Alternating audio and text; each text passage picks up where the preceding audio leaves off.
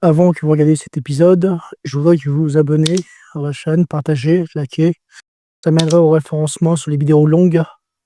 Je vous en remercierai. Merci à vous. On se voit à la prochaine. Et voici l'épisode. Bonsoir à tous, c'est Jean Guillot. On continue sur le format long de récapitulons. Pour ce mois d'avril, on continue avec les dernières expressions négatives, le plus polyvalent et le plus complet de tous, le dégoût. Pourquoi je dis ça? Vous verrez ça en fin de vidéo. J'ai fait une analyse assez très longue et particulière à mes yeux. Et pour moi, c'est ce que j'en ai en conclu. En quoi consiste le format de récapitulons? C'est un format de short au départ afin de rappeler ce qu'on a appris sur l'année qui suit. Mais là, pour le format long de récapitulons, c'est un format qu'on va rappeler ce qu'on a appris sur les 2 dernières années, c'est-à-dire le visage et le langage corporel, ou l'anatomie, si vous voulez, et on va utiliser sur les prismes de l'observation. L'observation qui est sujet central de cette année 2026, que ce soit sur le langage corporel et l'expression du visage, surtout le langage corporel parce que c'est là où on comprend ce que sont réellement les gens.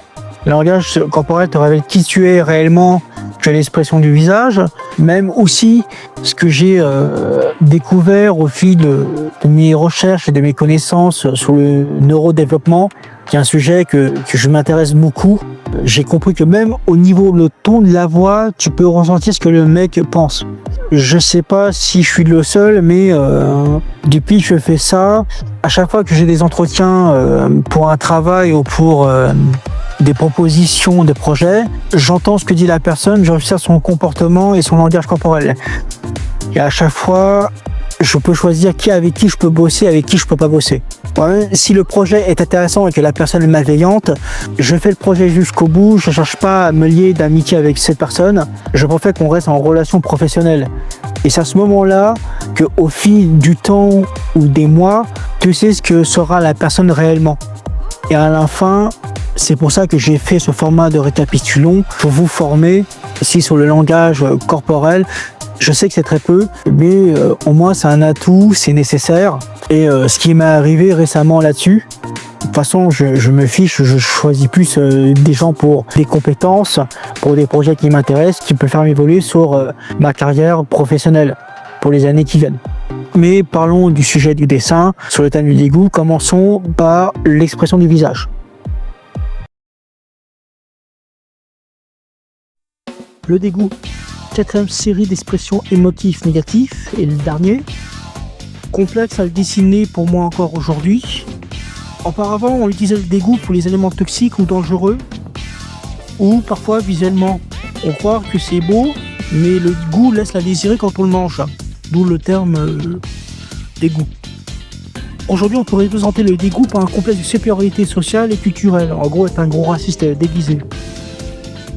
C'est-à-dire, ce qui est intéressant avec ce dégoût, il peut avoir plusieurs fonctions, que ce soit une expression instinctive, mais aussi une construction sociale. Le dégoût en termes visuels a quelques points communs avec la peur. 4e partie sur le dégoût, je vais vous citer les 4 visages que je vais vous former, ainsi que les stades évolués, et aussi les émojis par la couleur verte. Le visage mépris ou dédain, le visage répugnant, le visage du dégoût et le visage écœuré. Visage mépris ou dédain. Premier stade évolué du dégoût. Ce visage est une structure asymétrique. C'est l'un des rares visages qui peut avoir cette forme, ainsi que les visages de l'anticipation.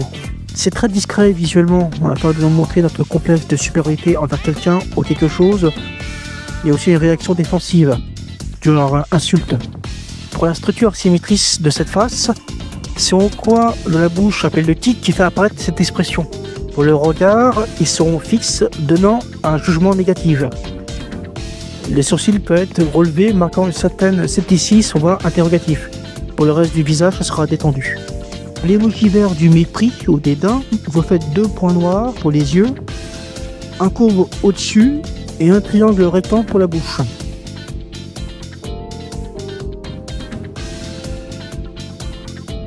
Visage répugnant, deuxième stade évolué du dégoût. Un cran au-dessus du mépris qui était plus subtil et discret. Il montre enfin son rejet clair et met un malaise dans son entourage dans une salle publique pour déclarer sa détestation à autrui ou ses propos. Pour le dessiner, les sourcils se froncent un peu plus, le plissement des yeux pour réduire le contact visuel. Le nez commence à plisser, ce qui donne des rides autour de l'arrêt nasal, le renforçant son rejet de plus en plus. La lèvre supérieure qui remonte en même temps que le menton, ce qui fait que les muscles sont tendus pour exprimer une réaction forte. Pour l'emoji vert du répugnant, je vais faire différent que d'habitude. Pour les yeux, un trait horizontal sous la moitié de l'œil visible, des traits courbés toujours proches des yeux, et une sorte de vomi contenu pour la bouche.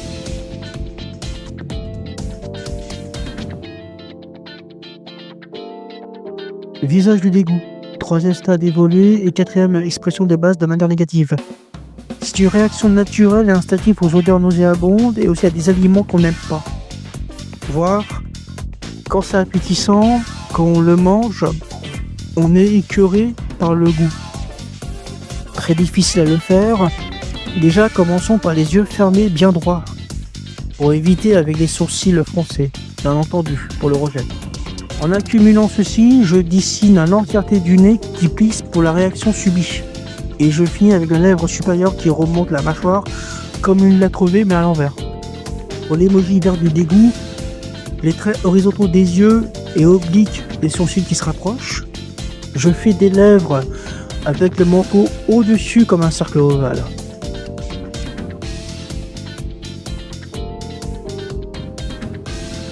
Visage écœuré, quatrième et dernier visage du dégoût. Elle exprime la sensation de nausée, vu ce qu'elle a entendu ou vu. Ça lui était insupportable. Ce qui donne un comportement désagréable contre la personne en face de nous. Mais toujours dans l'extrême. On le dessine par les yeux fermés, mais contractés avec les plis au coin des yeux, comme si on était fatigué, dont les sourcils froncés et les rides sur le front. Le nez est toujours plissé, à l'extrême, par les pommettes et la mâchoire qui tendent vers le haut, ainsi que le menton. C'est pour ça que la bouche est toujours ouverte. Pour l'emoji vert de l'écœuré, je fais 2 angles de 45 degrés pour les sourcils et les yeux fermés. J'élargis la bouche et je rajoute la langue avec des rides tout autour de la bouche pour l'image de ce thème.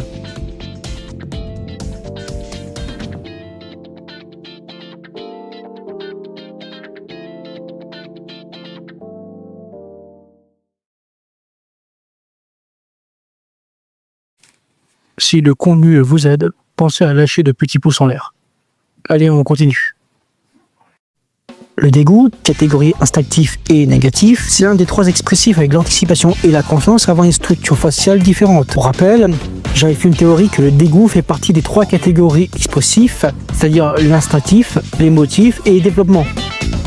Le langage du corporel, c'est la même chose, par des signes, des gestes, mais de façon abominable, qui est le thème du dégoût, d'un point de vue social, émotionnel et visuel. Et pour ça, on va visualiser les 4 langages corporels. Je cite des 4 corps, le mépris, le répugnant, le dégoût et l'écœurant. Le langage physique du mépris, premier stade évolué du dégoût, on a l'impression à première vue que le corps est stoïque, mais en fait pas du tout. Ce qui fait la différence, c'est le haussement des épaules, ce qui indique que la personne est indifférente de la personne en face. Le visage, je l'avais déjà expliqué par la structure asymétrique du dessin.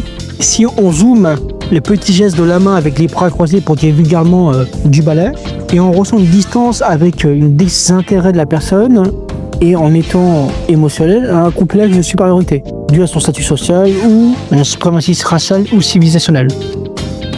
Le langage physique du répugnant, deuxième stade évolué du dégoût, c'est assez simple à observer. J'ai fait un visage détourné pour vous montrer autre chose. La réaction défensive par les épaules relevées et le corps qui est repris par l'objet ou la personne qui a une odeur nauséabonde ou qui l'écœure humainement. C'est la même chose pour le visage. Et on finit par le repoussoir de la main en visualisant. On est dans un langage corporel dit social, émotionnel et instinctif.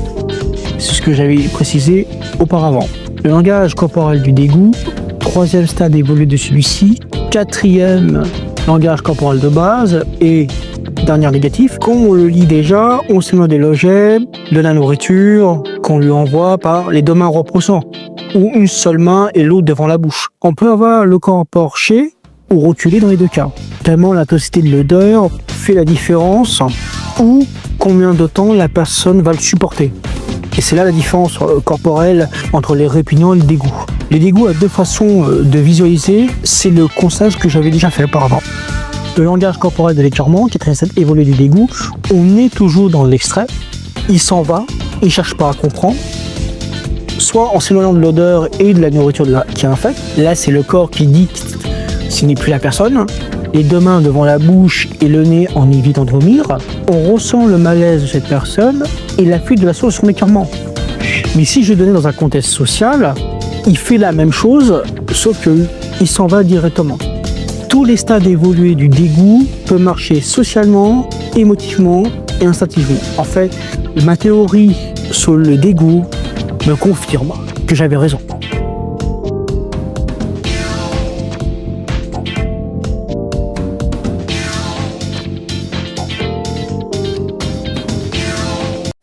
L'abomination, par le perso des comics Hulk, mais dans le sens abominable du terme. Pourquoi je choisis le nom de ce thème qui est le dégoût? Au début, je pensais que le dégoût faisait partie des instinctifs en termes de catégorie, mais toujours négatif, c'est la seule chose qui ne change pas. Mais je vais garder les côtés instinctifs quand même, mais il peut faire partie des catégories émotionnelles et développement. Je le qualifierais d'un point de vue une expression polyvalente. Si on fait d'un côté émotionnel, une aversion des personnes immorales ou répugnantes parce qu'on a vu et entendu. Vous allez comprendre pourquoi je cite les 5 sens, mais je continue par l'analyse de l'instinctif, par l'odeur désagréable des égouts, exemple très connu, mais aussi un mauvais plat qu'a goûté ce chef cuisinier fait par son apprenti, ce qui donne des situations mauvaises. Et le dernier catégorie, c'est-à-dire celui du développement, le mépris de cette femme pour cet homme repoussant qui ne correspond pas à sa vision, à ses valeurs ou à son statut, ce qui donne le sens du toucher. Et rien que ça, vous avez compris instinctivement que la catégorie du dégoût dans le développement désigne les discriminations ethniques, sociales, positives et physiques. Cette expression du dégoût est la seule expression qui utilise les 5 sens de l'être humain. Je ne suis pas un scientifique ou un psychologue. Pour le côté pragmatique, je peux donner d'un point de vue du côté des dessins.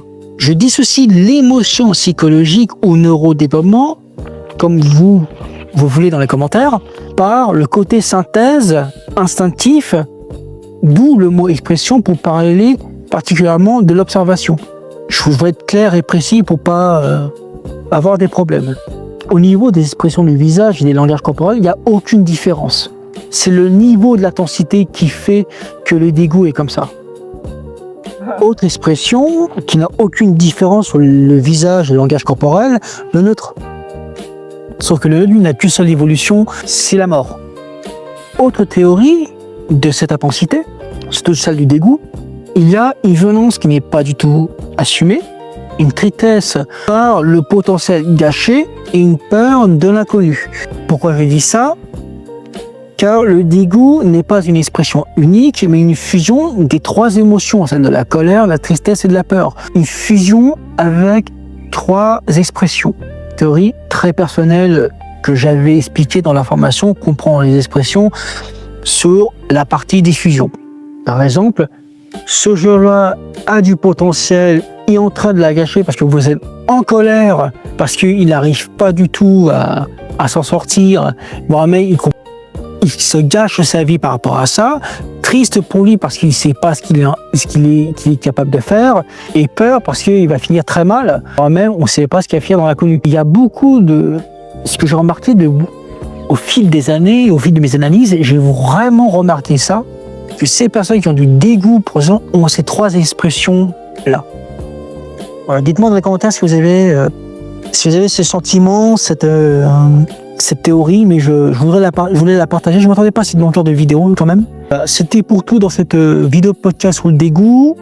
Merci de m'avoir écouté. Abonnez-vous à la chaîne pour les contenus qui vont arriver. Likez pour le référencement. Partagez avec vos amis, à vos connaissances. Commentez en quoi puis-je vous aider dans les commentaires. Si vous avez d'autres sujets qui peuvent m'intéresser ou approfondir sur le sujet du dessin, boostez la vidéo pour l'algorithme. C'était Jean Guillot. On se voit au mois de mai pour la joie. Voilà. Un peu de bonheur dans ce monde de brutes. Merci. Au revoir.